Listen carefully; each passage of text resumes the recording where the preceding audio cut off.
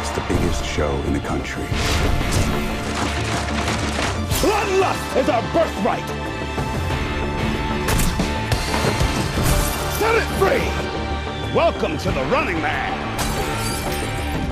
Hunt him down!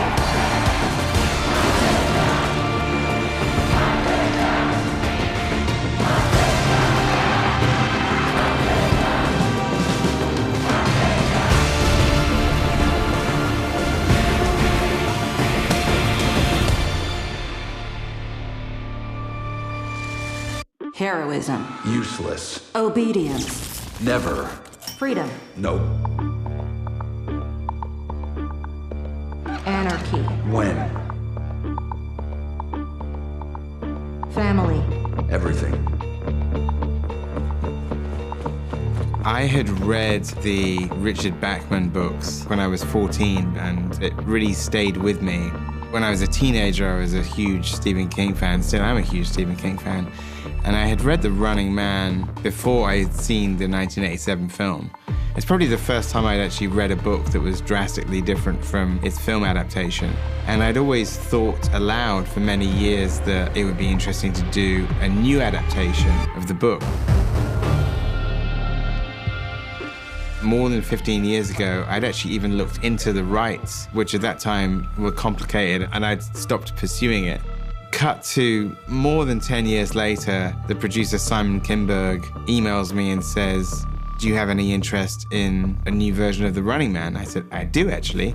And so it was quite amazing. I didn't necessarily think that it was something that was going to happen. It was a surprise for it to come back to me. Our film, I wouldn't even call it a remake. And also, I'm not really interested in remaking another film's tone and style and story. So this was a great opportunity to just adapt the book as if it was a new film. Started working on the adaptation with Michael Bacall, and we never say in the movie what year it is. We just kind of let it be maybe an alternate reality version of right now. But Stephen King wrote the book in 1982, and it's set in 2025. There are lots of things that he accurately predicted about the way the world was going. And the idea of there being one corporation that owns everything is obviously something that we all know now in reality. So the world of The Running Man, stop me if this sounds familiar. Post-truth populists have taken over and enabled their techno-corporate overlords to essentially privatize the police, the military, no Medicare, no Social Security. And this is all run by a monomonopoly called the network. Their entertainment division, Hey, you! Tough guy! is Freevee, Are you man enough to risk it all? a perfect vector for their propaganda. The government are barely mentioned in the movie. The only thing you hear about is the network. Don't worry, Tomorrow, 8 o'clock. Daddy's not that crazy. And that was something that was very much in the book, but taking it a stage further of this idea of there being one channel. Everybody has great TVs, but they're like mandated. Everybody has to have this TV in their house and they're all watching the same thing. They're in control of everything, the media, surveillance, your employment history, your medical history. Ben Richards, 35, married. Hired by CGen, fired for insubordination. The network know everything that you're doing. They know probably more about you than maybe even you know, which kind of feels a little real sometimes. We're basically in a world where you have this option to go on the network and do one of these incredibly demeaning game shows that they have. That's where shows like The Running Man and Spin the Wheel, this hamster show, and Spank Bank, which I don't even want to know what that is, come into play. Spank Bank, Shark Rich, Bug Out. You have all these shows in which people who are desperate for money can sign up. So what happens is the network is using the desperation of the poor in order to provide entertainment to the masses. $1,000. What's ironic about it is poor people are being entertained by how other poor people are getting the crap beat out of them. You know, when Stephen King wrote it, you can definitely parallel what's happening in the book with what's happening now. This is just a way more extreme version, which you need in stories. You need a more extreme version to understand, oh, he's talking about people with money controlling people with less money. Yes, it's always happened, but it's happening on a major scale now. Look, the lowest amount someone won today, $75 new. No, people on that show never come back.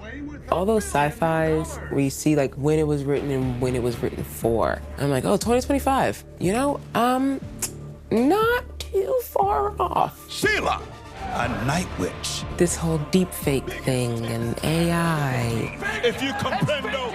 The way in which the government and reality TV. And you just go, okay. On your marks! We wanted it to be an adaptation that was closer to the book than the prior adaptation. There are a couple things in particular. One was this idea that the game doesn't take place in an arena. The game board is the entire country. And the public, the audience of the game show, are participants. 13th and Obama. Whoa, hey, Running Man! Anyone can blow your cover at any time, much like a World War II movie about, say, the French Resistance or something like that. You gotta be nice, man, so people don't report you. Because people will do that. Not me, though, man. I'm a nice guy. No, you know what? You're right. If you trust the wrong person, it'll cost you your life. Something that creates a lot of tension because you never know who might rat you out if you're a runner.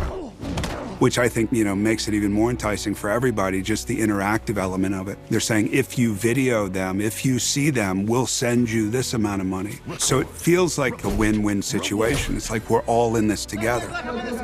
And nobody's ever gone through a season of The Running Man without perishing.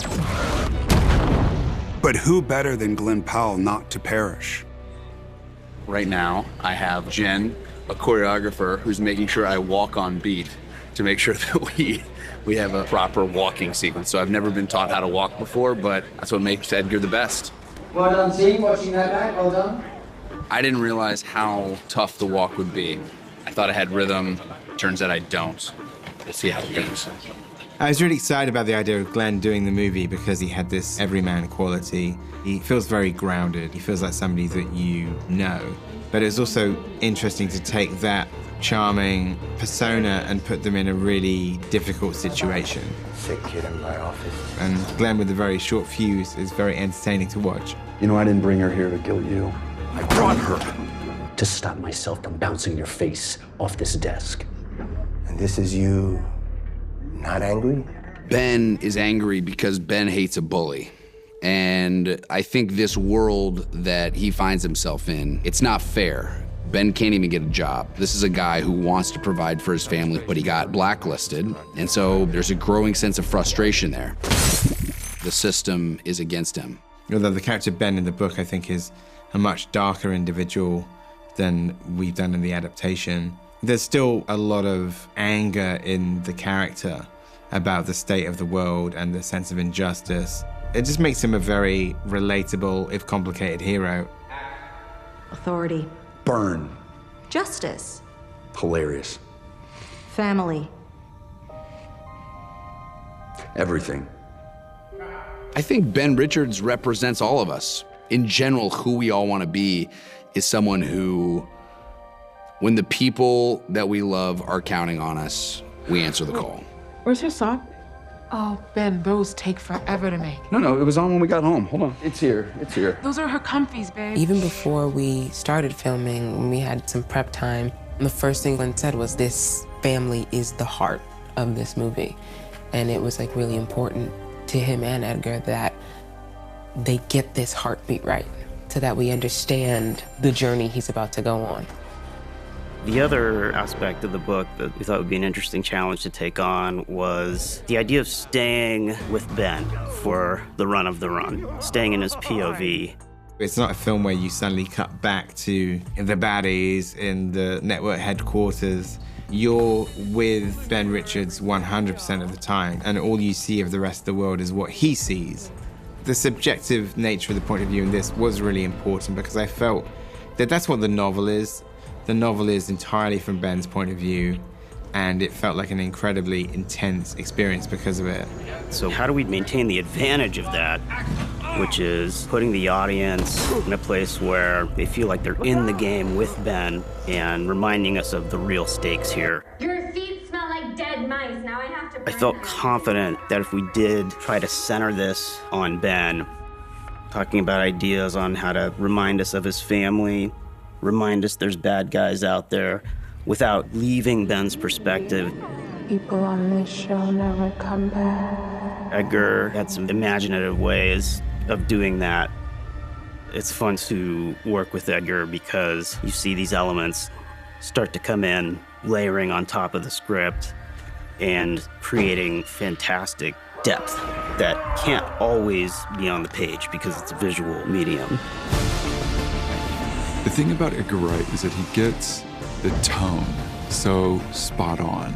He's taken what is a very dark book, very violent, grim subject matter, and I think made a really fun movie about it, if that isn't too much of a contradiction.